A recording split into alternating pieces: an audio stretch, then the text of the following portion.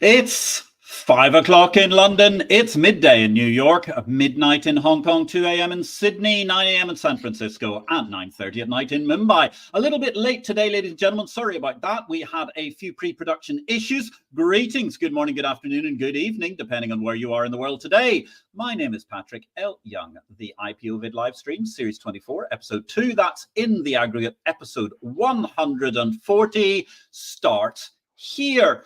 We begin, of course, with tragic architectural news. A massive fire damaging the magnificent historic Bøsen building in Copenhagen, where the Danish Stock Exchange used to operate from. It was in more recent times a conference centre for the Chamber of Commerce.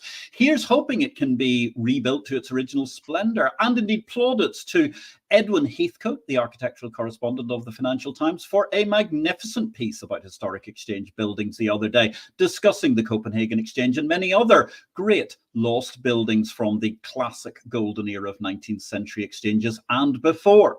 Meanwhile, in China, China's market regulator have launched a series of measures to help rescue Hong Kong's somewhat battered stock market. There's positive news all round as big changes are looming in Hong Kong, with the Chinese regulator, CSRC, moving to help keep two-way stock trade thriving.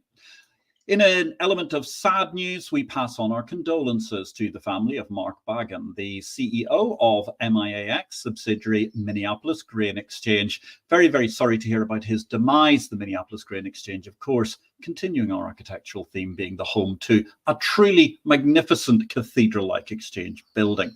However, what sort of buildings do we have in outer space, ladies and gentlemen? Because that's a fascinating topic. And indeed, this week, Exchange Invest has been thinking orbital investment ahead of a fascinating London symposium on the same topic, which is organised by a former IPO-VID guest, Mark Wheatley, a councilman of the City of London. That's going to be taking place on April the 25th in London, and a very, very interesting event it looks too, in the auditorium of Denton's law firm. Meanwhile, we've been dovetailing that through our Exchange Invest Weekend Edition. In our Weekend Space Special 1, we went from Vostok 1 via Gemini and Apollo to a fascinating future investment opportunity in outer space. And indeed, this broadcast is coming to you, at least from my perspective, just under 75 miles from where the original Friendship 7 capsule landed. So you can subscribe to our Exchange Invest Weekend entirely free to catch up with our Space Special 2 ahead of this weekend, and also catch the back issue of Space episode number 1, and indeed enjoy the fabulous London Space Finance Seminar, which is coming up in Denton's this week. Our guest today is Chris Skinner. The topic: do we need intermediaries? Chris is a best-selling author in both the technology and children book domains. He's an award-winning independent commentator on financial markets and fintech through his daily blog, thefinancer.com, which is updated, as indeed it says before, daily. He helped to found one of the very first mobile banks in the world, has advised CEOs and leaders from every continent of the world, including the UN, the White House, the World Bank, and the World Economic Forum. In 2023, he was recognized with the Lifetime Achievements Award by the Payments Association, the largest community in the world of payments. His latest 18th book, bravo, is Intelligent Money, which discusses the implications of generative finance as artificial intelligence takes over the world. Doubtless we'll be getting to that book in just a moment. So greetings, Chris. You had a few issues getting here today. Glad to see you. Welcome to the show. Where in the world are you today? Hi, Patrick. I'm in my home office, which actually is just from the center of Warsaw in Poland. And I know that you love Poland, so welcome to Boys Together in the middle of nowhere. Test. That's all I possibly can say at this juncture. I think it's quite appropriate. Well, indeed, Poland, a fascinating economy, hugely growing. Well, we've been proud investors there for a number of years. And I do believe we also both share the wonderful aptitude of having wives who hail from that great nation of Poland, and how fantastic it is too. So, Chris, tell me, how did you get involved into finance and the fintech domain? Well, I started out many years ago as a technologist doing COBOL and coding for various groups and companies mainly in local government, to be honest. But then I transitioned gradually into financial services because I was given a job to sell technology into insurance companies, and I took the view that I couldn't sell the technology unless I understood the company. So I took a postgraduate degree in insurance, and since then, I've been involved heavily, not just in insurance, but investment banking, retail banking across the board through various companies like NCR, IBM, and most recently Unisys, and then became independent and doing my own thing ever since. But I've always focused upon where it's going, what's next, because I got feedback from a presentation I did, many years ago saying, tell me something I don't know. And the only thing that we don't know is what's next. We don't know what's next. What do you think about the finance industry, though, as a whole, in terms of looking at what's next? Do you think that it's blocked in by its own linear processing? Well, traditional financial institutions unfortunately have an awful lot of people who run them who do not understand technology at the basic level, and equally are very reluctant to take the risk of changing the core technologies that they operate upon, as in traditional mainframe processing. And I mentioned COBOL. 43% of the largest banks of the world still run systems programmed in COBOL code on mainframes. And the reason is that no one is capable of taking the risk or having the understanding of how to change those systems. And my campaign for nearly all my life has been, you have to transform your technologies on a regular basis. In fact, these days, on an ongoing basis, as a continuum. You can't just code something and leave it there and let it rot, because if you let it rot, it dies. And we've seen that happen with quite a lot of companies. And that is the challenge. How do you keep your technology, your core system alive and ready for action? Yes, that's a very interesting point. Great to see John Falk joining us from Brussels today, I presume. Great greetings to you both, Patrick and Chris. Great to see you, John. Thanks very much for checking in. And I suppose, that's something John's been through the life cycle of several of these things as well, even long before we were around, Chris. What do you think is the kind of life cycle of technology at the moment? Is it accelerating vastly, or can you actually put a backbone together in order to manage to keep going for several years? I would argue there is no life cycle. It's a continuum. It's never ending. It needs constant updating and constant monitoring. You know, it's a little bit like the relationship I have, for example, with my smartphone. I change my smartphone not every year, but I change my smartphone definitely every 2 years, and the main reason being is that I love taking photographs, and I want them to be as high definition as possible with the latest technology. And if I was still using my smartphone from years ago, not only would it be outdated in the apps that serve that phone, but the photographs would be not up to standard. And that's the view I have in exactly the same way with the systems in a company. And these days, because we're using cloud-based systems and network systems, we're not using systems that are internalized and static. Um, they can change overnight, almost every day. I actually know one bank that does so many updates on their system that the app store that they offer their service through can't keep up with the updates. That shows how rapidly things change. It's quite hilarious altogether. And while John is saying thanks, Patrick, he's also adding this great comment from John Falk. Time to earn a fortune by going back to your COBOL programming expertise, Chris, because it is quite embarrassing. You're preaching the journey of the future, particularly for banks and payment companies and so on, at the epicenter of fintech, Chris. And yet there are some who shall remain nameless who are remarkably behind the ball, let us say, in terms of their technology.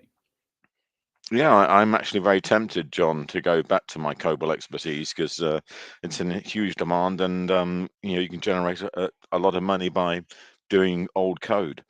Um, and not everyone is as bad as that, because obviously now we've got the challenger banks, the neobanks, we've got the fintech companies that are all doing plug and play Python code, etc. And what I find interesting is the juxtaposition between the old and the new. I often talk about run the bank and change the bank. So you can't just throw away what you've got, but at the same time, if what you've got is decaying and falling to pieces, you've got to fix it, and you can't fix it with just some coat of paint and some filler. You've got to actually restart the whole thing. How to do that is very difficult, and some people say the best way to do that is to launch a brand new bank, but that actually normally fails. And the reason it fails is because the brand new bank is often competitive with the existing bank, and the existing bank's management try and kill the new bank because they're stealing their customers. You've got to actually restart the bank. You've got to give it some you know major defibrillation, and get the heart beating again. In fact, I often talk about the old bank being a Bankenstein. It's a load of dead parts held together through electricity that looks good in the front because it's wearing a suit, but at the back it's dead to the core. You've got to restart the whole thing.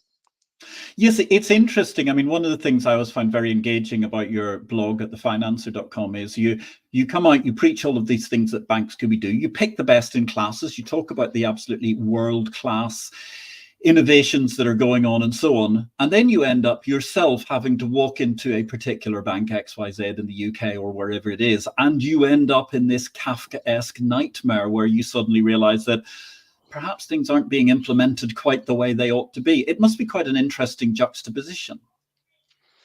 Now, someone said to me the other day that I've been saying the same thing for years, and yet no one seems to listen, which is quite sad, really. And that for years I've said, you have to reinvent the business model to be digital, and that's a business model from the ground up. And for over a decade now, I've been saying, the front office used to be a building with a human, a branch. The middle office was the infrastructure, and the back office was the headquarters with administrators, and also product managers. Um, and now the front office is apps in devices on the Internet of Things, linking into APIs in the cloud network of the world to analytics in the back office, which is where all the data lies. So it's analytics, APIs, and apps. It's no longer product, infrastructure, and branch or service. And it's no longer distribution through humans with buildings, it's distribution through software with servers. So the fact that I keep saying that, I've said it for years, it is frustrating that a lot of bank management still doesn't get it. Having said that, they understand the challenge. And one of my slides in my main presentation that I always use is Charles Darwin's quote, which is, it's not the survival of the fittest or the fastest or the strongest, it's the survival of the ones who are most adaptable to change. And I think the problem that banks have is their leadership team doesn't understand what they have to change into. They know they have to change, they know they have to be digital, but they don't understand what change into digital is and what that means. Now, I can tell them, and I've told them for a long time what I think it is. And I'm not saying I'm right, but I'm saying I'm a darn sight better than most people at getting it right. Yes, it's very, very interesting. And actually, John Falk is on the money here, I think, with a fabulous comment. Most systems have multiple touch points, and everyone fears that the old system will fall over if they miss one of those touch points, and many still think in overnight processes. And I think that's a very apt point, because I mean, that was what I was alluding to when I said my original question in this stream, which was, so much of the business of banking finance is essentially a batch process, and it's a very, very linear function. And even in capital markets or so on, the supposedly glamour end of the whole thing, I mean, it's essentially all about get in the morning, process everything through the day, and then settle in whatever that is, T1, T2, possibly T0 if you're blessed in a certain few markets, or whatever that might be. It's very, very difficult, isn't it, when you've got management teams then that have come from the ground up through the banking business to suddenly get them to rethink after they've been in situ, I mean, in the banking institution or payments institution for 20, 30 years. Yeah, I absolutely understand the concern about risk and the risk of systems failure. And I've seen several institutions where systems have failed when they're transitioning. And the fines that follow, along with the fallout, is incredible.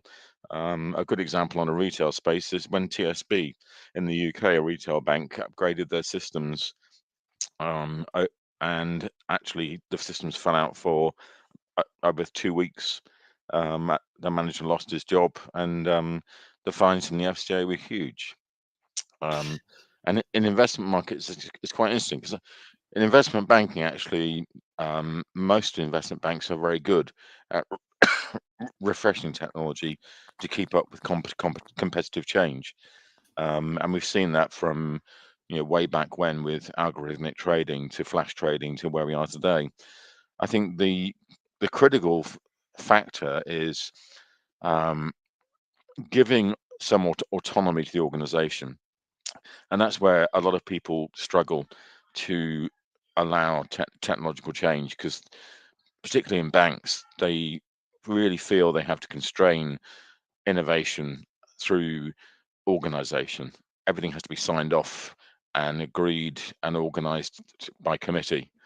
And that structure no longer works. If you look at microservices architecture and organizations like Amazon or Alibaba, they don't do things by committee. They do things by small teams, rapid change, with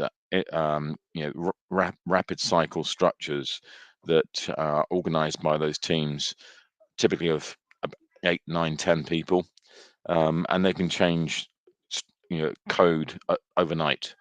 That's the organization that most institutions have to move towards, but most are reluctant to do that because they're worried about the risk of failure.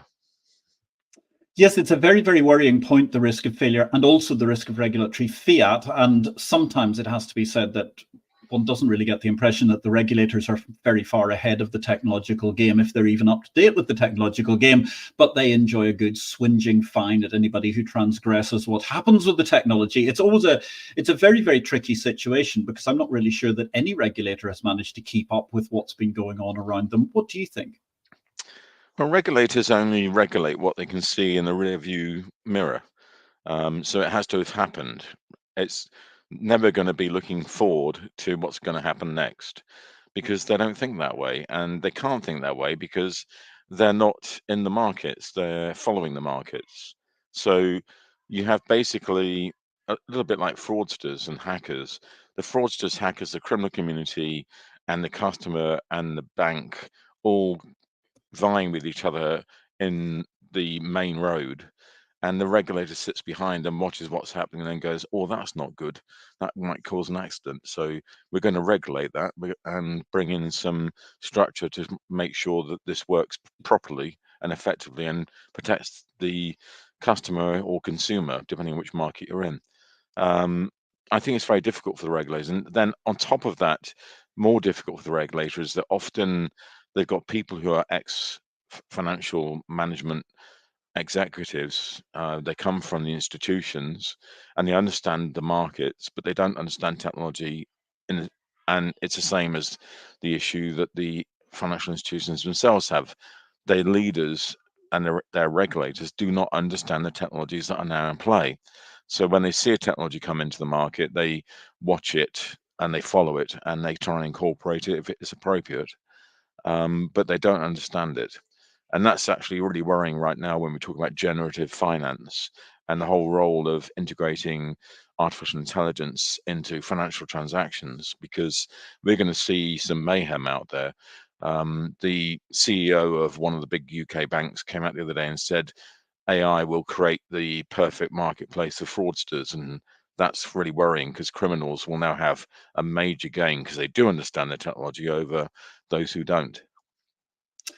Yes, there are many, many challenges out there. And actually, we're going to get to your book in just a moment, because I think that's building on the same sort of topics in relation to intelligence finance and indeed what are the lacks of intelligence within the marketplace. So, what do you think is the best way that legacy financial institutions such as banks really can turbocharge their way forward and become digital? Well, the main lesson I learned for in researching one of my recent books doing digital is that one of the banks, DBS in Singapore, radically changed their strategy and structure because the board gave the chief executive and the chairman the budget and the agenda to build a new bank out of the old bank in a digital format.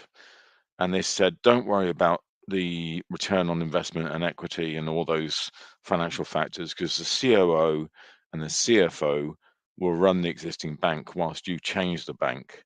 And I always use this example of run the bank and change the bank, because you can't change the bank if you're limited to the existing bank's agenda. Because the existing bank's agenda has to deliver on quarterly results, which will limit your thinking. And so this is a really interesting and dramatic transformation. It took place over a decade. The first half of the 5 years being building a common platform across all countries for the bank. The second half of the decade to transform that platform to be cloud-based.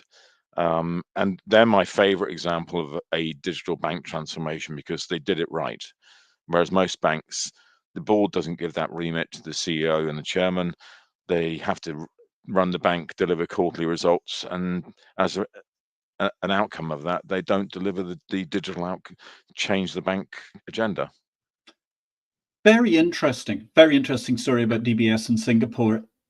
You've also alluded to the idea that there are certain cases where banks can create a new bank within the bank, and it's a and actually, I'm going to change here for a fabulous comment we've got from, I do believe, Beata Young. Hello, Chris and Patrick. I'm a great fan of Amazing Grace's COBOL, referring there to, of course, to perhaps one of the finest technologists and rear admirals at the same time, Grace Hopper, in the overall mix of programming.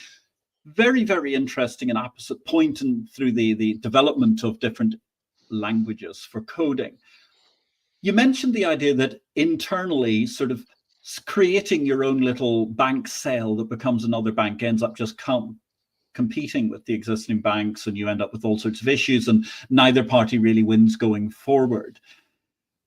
What about full-on challenger banks? Because I mean, we've seen quite a few of those over the course of the years, and a lot of them have either ended up being very quickly snaffled up by the opposition or something like that. And I mean, some of them seemed spectacular. Certainly, they were amazing models. You introduced me to a great evening one time where we met the CEO with a group of people of Fidor Bank, which was an absolutely stunning model. Talk to me a little bit about these sorts of challenger banks. How can they succeed, or indeed, why can they not succeed, or how are they not succeeding? Well, back then with Matthias Kroner, who was the founder CEO of Fidor, I was using a comment regularly, which is old banks have billions of capital, millions of customers, and centuries of history, whereas new banks have almost no capital, almost no customers, and a few years of history. And that's their challenge, that they're new and they don't have customers or capital. That's changed because the ones that have been successful, and you can name them like Monzo or Bunk, N26, Newbank, they now have history. They've been around for over a decade. They do have millions of customers.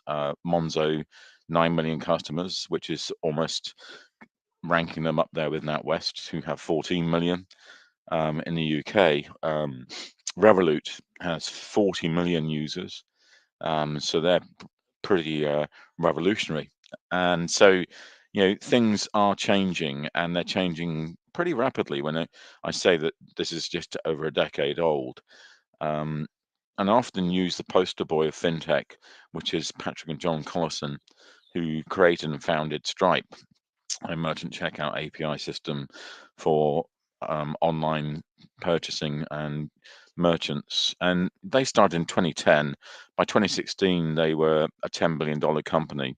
By 2021, they were a $95 billion company. They're now a $65 billion company, which is the ups and downs roller coaster of the fintech revolution. But even so, if you look at their numbers, they're still much bigger than a Deutsche Bank or a BBVA or an ING, for a company that's only 15 years old.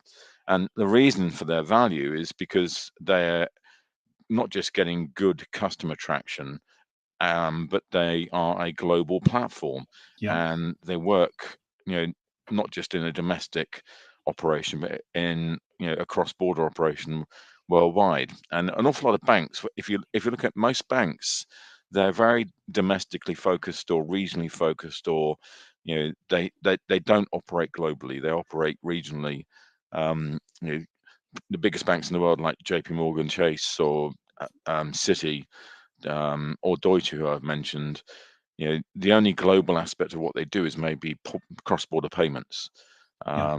And Stripe does that far better and far cheaper and far quicker, which is the reason why they're worth $65 billion after a few years. Well, it's a very interesting point you raise, because we're used to this concept of global businesses. And I would say someone like, for example, Daimler are a global business, because you can buy a Mercedes almost everywhere. And even where they're not distributed, you invariably find that some tin pot dictator always uses one as his limousine when he's driving around whatever his capital is. And indeed, finance companies, while they're talked about as being global and they may have a footprint on all the continents, they don't tend to actually be in a vast number of countries. I mean, certainly not as many countries as, say, information providers like historically Reuters or Bloomberg have been in, or indeed, as you mentioned, Stripe, which is a very, very interesting point altogether. I want to actually just ask a quick question here, which is coming from Beata.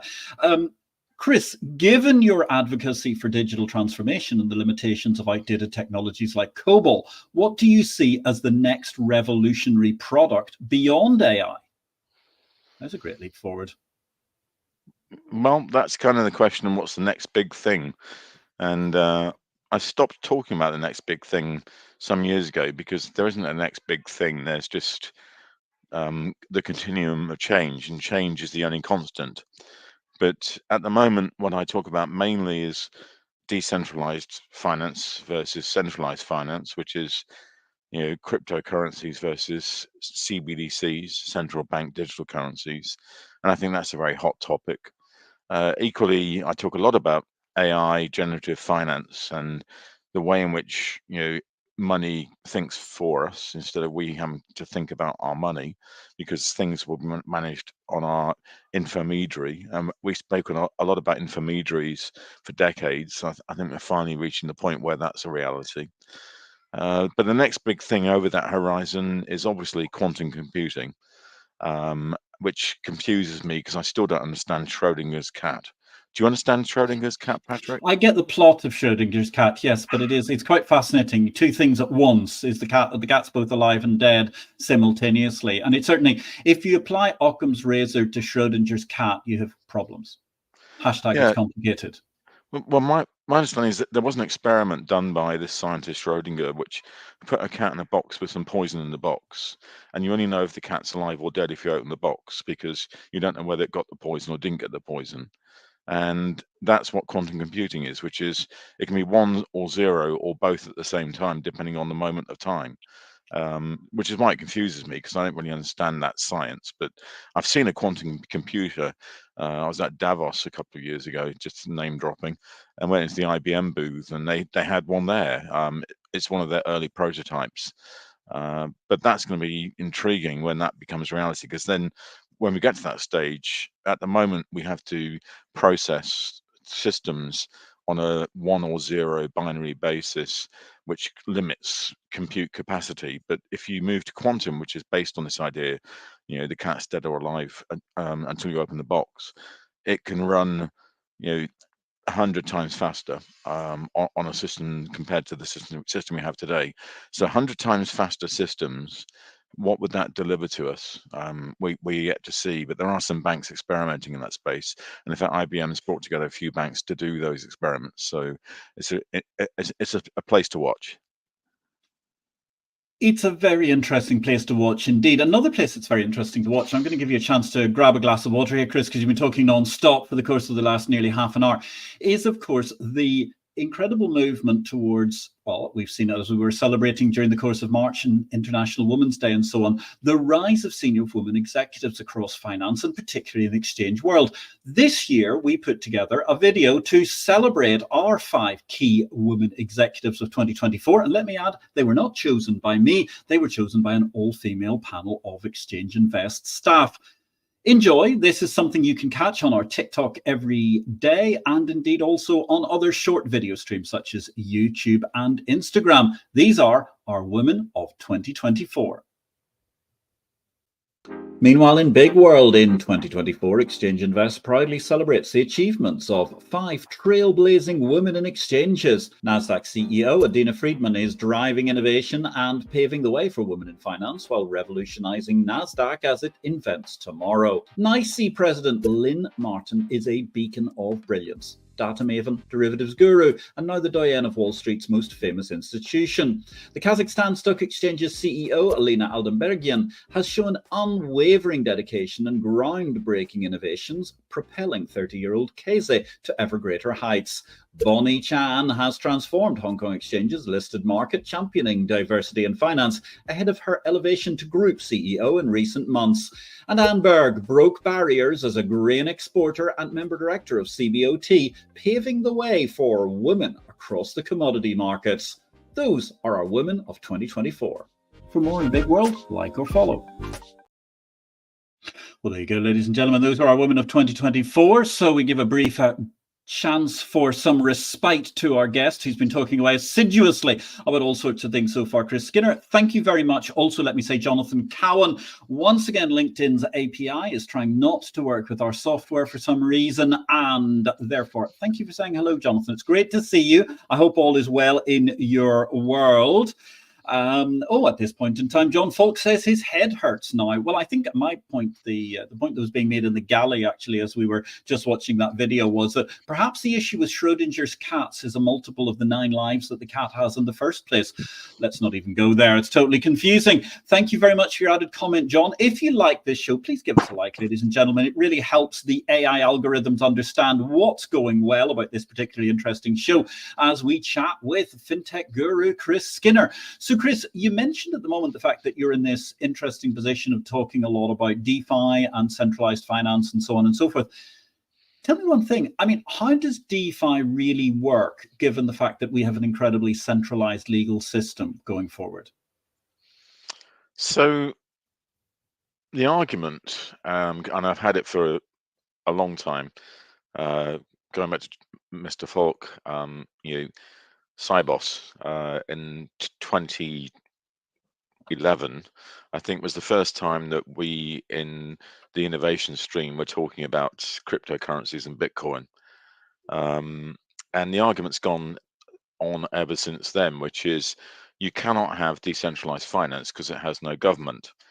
And the argument from the financial markets and from me is the only way you can have currency is if you have government. And the issue with the libertarian who says, I want to decentralize and in my control, is I'm a statist or a statist, depending on how you want to pronounce it, because I believe in centralized government. And my argument back is, no, I do not believe in centralized government, but I believe you have to have government and governance. The question is, who is the government? So in a decentralized financial model, the government is the network of the people. And if that's who you believe in, then you have a currency that is regulated and managed by a decentralized network of people. It's if you trust that and believe that works, then that's an investable asset, which is Bitcoin or its brethren. There's now over 2,000 cryptocurrencies. So there are so many. It's what do you believe in? What do you trust? And that's exactly the same with centralized currencies. What do you believe in? What do you trust? And in a centralized model, you might say, I believe in the US dollar. Well, the US dollar is the biggest Ponzi scheme in the world because the Federal Reserve doesn't have the assets to back the US dollar with any real assets. But you believe in the US government because in God we trust. And maybe you think the Federal Reserve is God. That's what you believe in.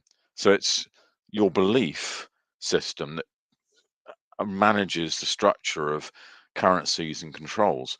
The main thing that I believe is really interesting with decentralized currencies, it does not recognize regional federal governments. It doesn't recognize borders. It's the network of the people globally on a platform versus most currencies, the euro, the yen, the yuan, the US dollar that are run on the network of a government based in a city.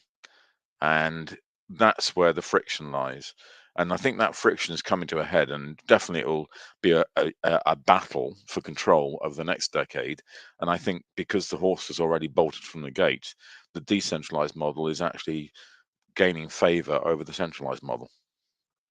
Very interesting angle. I'm reminded of the great comment by Jeff Sprecher, the boss of ICE, who is himself a great digital revolutionary in the field, pointing out the fact that it intrigues him that so many people are willing to invest in a currency that was founded by somebody called Satoshi Nakamoto that nobody actually knows who he is in the first place. And then they're all willing to go and jump in the back of a car driven by a stranger because Uber said it was okay, or stay in a stranger's flat because Airbnb have sanctioned it. So the most important point of most of that is the fact that you end up with exchanges throughout the course of e-commerce. Anyway, another great comment from John Falk here as well. Yeah, go on. Go Just ahead. for you to say that, Patrick, you mentioned Satoshi Nakamoto, and it always reminds me of that scene in Spartacus, which is a classic movie. Yep. And basically, I am Satoshi, and then someone says, "No, I am Satoshi. No, I am Satoshi." Absolutely, yes. Now, I've actually taken to introducing myself as someone who may have been writing about this 25 years ago, but I'd like to point out that I'm one of the few middle-aged males who doesn't claim to be Satoshi at any point in time. It's quite a hilarious situation altogether, Chris, isn't it? Another comment from John Falk here. It's really, really fantastic. Thanks very much for being with us and so active today, John. For me, with artificial intelligence, if I could have visualizations in real time of processes where I can move data objects and use speech to control as well with my hands, that would be a developer's dream, if you get my drift. Sounds very exciting, Chris, doesn't it? Well, there's two aspects to AI. I mean, we're already halfway there with transactions, in that you could, if you were working with the right bank, visualize any transaction and know exactly where you were, what you were doing, what you were buying, and why, through a touch. And that's pretty much there already. But the other half of it is actually more to do with advising you about things that you could be doing that would make your account more efficient. um, Return on investment, leverage, and the whole way in which you think about the way in which you're using money. And that's where I'm coming from, which is it goes a lot further than just what I call personal financial management, or information management. It goes into much more delegation of authority. So actually, the machine can do everything for you rather than you having to do it yourself. I've got to the stage, and I don't know about you, Patrick or John, but I've got so many accounts that I've got running on apps on my phone. I've lost track of which one is which and where they're at and what the balances are. And I want to have that consolidated, aggregated, integrated through open AIs, open banking, um, uh, into an intelligent machine that shifts the money around on my behalf without me having to actually flick or swipe anything. It just does it for me. And I think we're getting there, and definitely in the investment markets, we'll be there well before the retail markets. And that, I always remember saying at one conference, and it still makes me laugh actually. It was 2009, a Euro money conference. I said we're getting to the stage where treasury operations will be broken into apps, so that any idiot in any CFO's office can, with a swipe, net and pool and FX money anywhere in the world in real time. And I was given 1 out of 10 for my speech because everyone thought I was an idiot, and yet that's exactly what everyone does these days. So that's the future I see, where we don't even have to do the swipe. Netting, pooling, and FX, and everything in the world of corporate treasury and transactions is just managed by a system. I hear you there. Over 20 years ago, I can remember being on CNBC on their breakfast squawk box and pointing out the fact that the big trend that they needed to think about in geopolitics was going to be the rise of China, which would take place all the way through to about 2025. And they all laughed at me. They said it was complete and utter nonsense whatsoever. Wouldn't have any impact on the world. They said, what nonsense you talk about. The European Union will take over everything, blah, blah, blah. Anyway, interesting comment from John Falk. Yes, Chris, Again. hopefully the AI can suggest these different options. And we've got a fabulous question from Women on It. Women on It will be back with their show tomorrow in the same networks, but a slightly different place, obviously different URL. Considering the principles of swarm intelligence, do you believe this model holds promise for informing and improving governmental decision-making processes? Well, I was actually writing over the last couple of days about the way in which we are going to get to perfect market knowledge, and this question, feeds into that. There's arguments for and against perfect market knowledge, and I don't know what the answer is. In that, I think we're almost there, and flash trading, for example, demonstrates that with proximity-based servers and everything that goes around, real-time processing. But even if you have perfect market knowledge, do you actually have a competitive marketplace? And that's where everyone has always argued to say you cannot have perfect market knowledge and a competitive marketplace. It's the next sort of generation of where we're going with technologies and technological markets. In terms of governmental decision-making processes, I don't think it comes into it. I think the governmental decision-making is too consensual based, because it has to be by the nature of most governments. But if you looked at decentralized finance again and the network of the people as the government, then the network of the people could be real time, whereas the network of the domestic government is never real time. It's always after time. And so that's a really good question. It's a very interesting discussion around perfect market knowledge, decentralized decision making versus centralized decision making. Fabulous question. Great answer altogether. Thank you very much, Chris. And thank you very much, Woman on It, for that excellent question. Thanks to Jonathan Cowan. I'm just reading this off a side device. I would agree with you, Jonathan. Jonathan's saying that the most important thing for innovation at the moment is that we make sure that we have logical steps and not have great rushes forward like we did with blockchain, which of course has ended up very, very badly for certain players in established finance, such as the Australian Stock Exchange. And indeed, he's echoing what we're saying. My opinion is the same: use for AI for advising and alerting on everything, scams, etc. Thank you very, very much for that, Jonathan. Really, really helpful. Let me just dive off at this juncture to our book of the week, ladies and gentlemen, as we let Chris get himself a drink. So we've been talking about the space economy. What better book to have for the space economy than The Space Economy by Chad Anderson? He's a leading VC in the field. He looks at the incredible orbital and beyond possibilities of what's there in the space economy, something which, of course, if you've played something like, I don't know, one of those fantastic things like Sid Meier's Alpha Centauri, for example, you were probably aware of the course of the last 25 years, at least in gaming terms. But here is a book that starts to outline the bases of what could be an absolutely incredible economy in space, and therefore links in very neatly with Mark Wheatley's excellent initiative this week that's taking place in London. Don't forget, you can get the details of the book of the week from Exchange Invest Weekend. That's free at exchangeinvest.com. And if you'd like some hardcore further discussion about what's happening in the future of markets, particularly in the world of exchanges and financial market infrastructure, then don't forget you can also sign up for Exchange Invest via exchangeinvest.com and get the daily water cooler of the Bourse business, as read by the leaders in all of the world's capital markets and exchanges. So, Chris, it's a very, very interesting situation. You've been talking about a lot of things, and actually what we have done is we have synthesized quite a lot of the data that comes together in your latest book. But tell us a little bit about it. It's a fascinating topic of money. Yeah, I mean, it started with the discussion that we've been having around decentralized versus centralized money, cryptocurrency versus CBDC. And in the middle, ChatGPT came out, and artificial intelligence exploded onto the scene as mainstream, whereas before it's always been much more of an idea rather than an actual reality.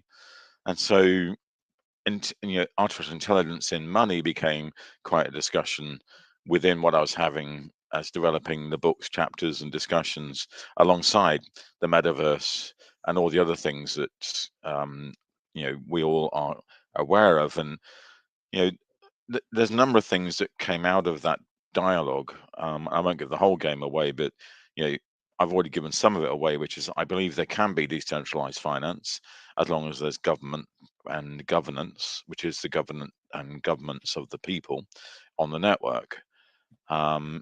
Within an AI community, that can then be automated into an intermediary that we've always looked to achieve, but never have achieved so far.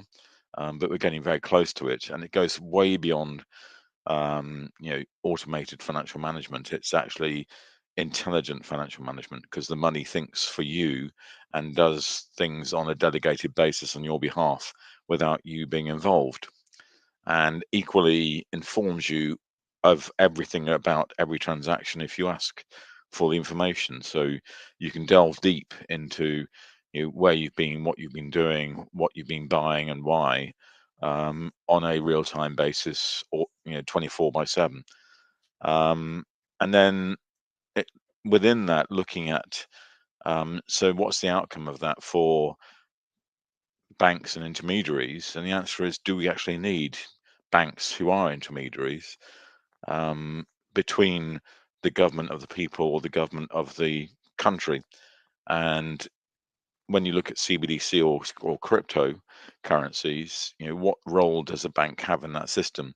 And my answer is that whether it's the metaverse, AI, or crypto or decentralized finance, or CBDCs and centralized finance, you will always need to have an intermediary, which might sound strange, but 30 years ago I was saying you don't need intermediaries, and then I've been proven wrong on every occasion, because I thought they were an added expense in the mix. Whereas what I've discovered is actually, if you have a trusted intermediary who's got a license and a insurance to protect the value that you exchange with them, and particularly the insurance is a critical factor, then you can get your money back. Whereas that will never happen if you don't have that licensed intermediary. And a good example is Sam Bankman-Fried with FTX. Yeah. You look at that exchange, that's a decentralized currency being used on an exchange, but an exchange that's not licensed, it's a Ponzi scheme. You lose all your money, you can't get it back. So I always believe there's a role for a trusted intermediary, and that's the critical point outcome, I guess, of where I come from with whether it's AI, metaverse, or decentralized finance. I've got to say, I couldn't agree with you more, actually, on that point. And in fact, I mean, going all the way back to here, I mean, 25 years ago, coming up for its 25th birthday on the 1st of July, folks, Capital Market Revolution. The one thing I was Never heard of it. saying there, yes, nobody's ever heard of it. Who wrote that? Who wrote that? I don't know. Can't remember whatsoever. But the thing that was interesting then was that actually that was quite funny, because there was this zeitgeist in Web 1.0 where everybody was saying, that's it, it's the end of all intermediaries, blah, blah, blah. And I was willing to stand there and say, no. If you can add value as the intermediary, then you will survive. And adding trust is, let's face it, worth an infinite amount of money, as exactly you say everybody discovered when Sam Bankman-Fried went spectacularly bust. And how scary it is that some US politicians and even regulators were toying with his idea of how to clear and settle the whole financial instrument sector, which would have been chaos. I mean, quite appalling altogether. So, it's a great point, Chris, when you look at how intelligent money can be, how much it's going forward. And it's a fascinating book that you've put together. John Falk has a couple of great comments here. Yes, he notes these used to be called sweep accounts. Absolutely, John. I think the point is anything really new under the sun? I mean, it's like twin spark technology that was all the rage for Alfa Romeos 30 years ago. That was actually something they invented in about 1902, but they couldn't actually manage to get the old-fashioned blocks to work. And it was only when they managed to get CAD/CAM, and therefore they could have perfectly integrated blocks for the engine, that they were able to get twin spark to work. It's true. Automated AI-based sweep accounts. Those are the things that I suppose we're calling for in many, many ways. John also got a great comment. Given Chris's recent problems in identifying himself to his bank, what are your suggestions or solutions to solve the problem, Chris? John's obviously been reading my blogging, so I've just had a huge issue with my bank, basically because they started to question the transactions that I was making, some of which look they thought looked a little bit suspect, and maybe I was money laundering, which I wasn't, honestly, Gov. Hands up. Um, but basically, what I was doing is I was drawing down money from Coinbase, which is a exchange for cryptocurrency, into my account, and typically the transaction would be around £10,000. And as soon as you do a £10,000 transaction, then it starts to be on the alert for SARS, suspicious activity reports, and particularly if you do it more than once, which is what happened with me. And so, get a call from the bank, go through a long conversation. Finally, it gets to the nitty gritty, which is, what are you doing with Coinbase? Where did the funds come from? When did you invest? How did you invest? I said, well, look, I put the money in there like 10 years ago. I've got no idea how to demonstrate to you what I'm doing. I don't get statements from Coinbase, etc., etc.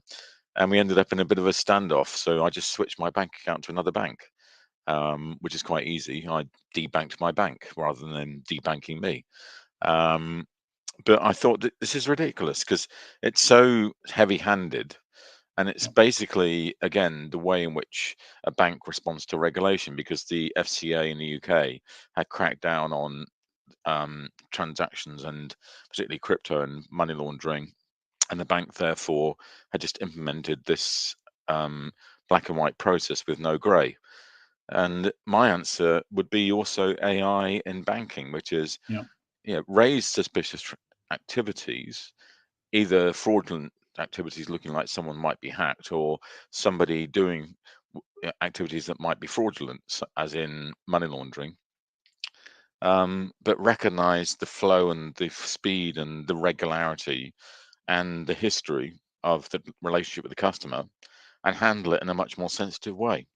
The way in which I was handled by my retail bank is a phone call from some gump on a call center who was interrogating me for an hour about what I was doing on my bank account. And I'm going, well, look, you don't have the right to interrogate me this way, and this is ridiculous. It needs to be much more intelligently and sensitively handled. Otherwise, you alienate the customer. And for anybody in Britain, and actually worldwide, but it came to the head in Britain with Nigel Farage and Coots, the consequences of an angry customer are massive, because the bank, Coots, through the media, has been named and shamed due to debanking Nigel Farage, and I've done the same on my blog, and will continue to do so, because I think it's disgusting the way in which banks behave in such a heavy-handed, blunt manner, because they interpret rules very badly. And I applaud you for what you've done with the Financer.com blog in that respect, because you've always been very, very happy to call banks out. And indeed, it seems to me that banks are busy trying to hammer all of their clients into the same box with Schrodinger's cat at all points in time. You're certainly not allowed to move outside that box in any way, shape, or form. And once you do something that seems slightly odd, they decide that that's an abhorrent process and you must be money laundering, which is a sort of very short board of Monopoly or something like that, where every other square is go to jail and the alternate square are you must be money laundering. So at this point, Chris, I think we've reached the apotheosis of the show. We've talked about your book. We've talked about the exciting world of why we do need intermediaries, but indeed they have to inspire trust and do something for what they're doing in order to stay as an intermediary. Tell me, where do you think, Chris Skinner, the capital market revolution goes next? Well, I'm working on a couple of themes around sentient banking and perfect markets. And I think we have reached the point we haven't got there yet, but we are getting there, where you could have a intelligent bank with perfect market knowledge transacting and trading worldwide. And the only thing that will limit that bank is speed. And I've always been fascinated by proximity trading and server structures. And I kind of wonder where that's going, which is, if everybody everywhere was linked globally in a nanosecond, what would that mean for capital markets? That's my question I'm trying to answer right now.